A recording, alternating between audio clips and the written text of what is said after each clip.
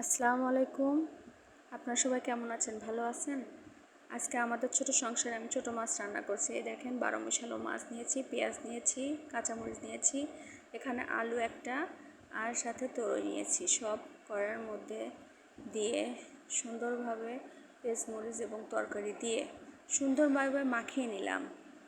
এমনভাবে মাখাতে হবে যেন ছোটো মাছ মাখানোর মধ্যেই স্বাদ। এখানে দেখেন আর একটু লবণ দিয়ে দিলাম, পরিমাণ মতো লবণ দিলাম, পরিমাণ মতো হলুদ দিলাম, দিয়ে আমি হাত দিয়ে মাখিয়ে নিলাম।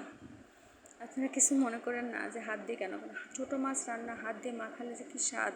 আমার মা বলে যে ছোটো মাছ রান্না হাত দিয়ে মাখাবি, তাহলে দেখবি কত স্বাদ লাগে।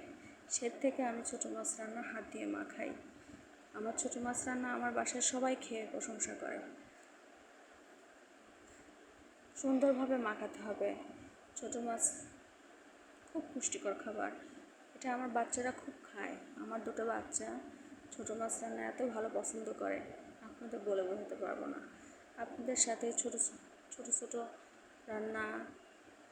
রান্না বান্না, সংসারের কাজ সকল মুহূর্ত শেয়ার করতে পেরে আমার খুব ভালো লাগে।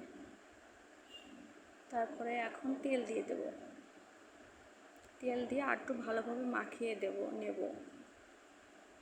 তেল দিয়ে আর একটু ভালোভাবে মাখিয়ে নিচ্ছি, ওর ভিতর সুন্দরভাবে মাখিয়ে নিচ্ছি যাতে একটু তরকারিটা ভালো লাগে।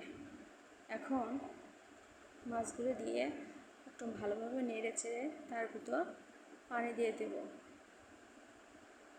দেখেন ভালোভাবে সমান করে নিলাম, তারপর সুন্দরভাবে ওখানে হাতটা ধুয়ে সুন্দরভাবে মাখিয়ে নিলাম। এখন ঢাকনা দিয়ে ঢেকে রান্না করব। মাছের মধ্যে ঢাকনা খুলে দেখছি, হাই হিটে রান্না করব। মাছের মধ্যে ঢাকনা খুলে দেখব মাছ রান্না হয়েছে নাকি। হাই হিটে রান্না করছি, দেখেন মাছ রান্না শেষের দিক আমার রান্না হয়ে গেছে। আমার রান্না হয়ে গেছে। আমি ভালো পরিবেশন করতে পারি না, আমি কড়াতেই মাছ রান্না ছোটো মাছ রেখে দিলে ভালো লাগে, কারণ দেখতে সুন্দর লাগে।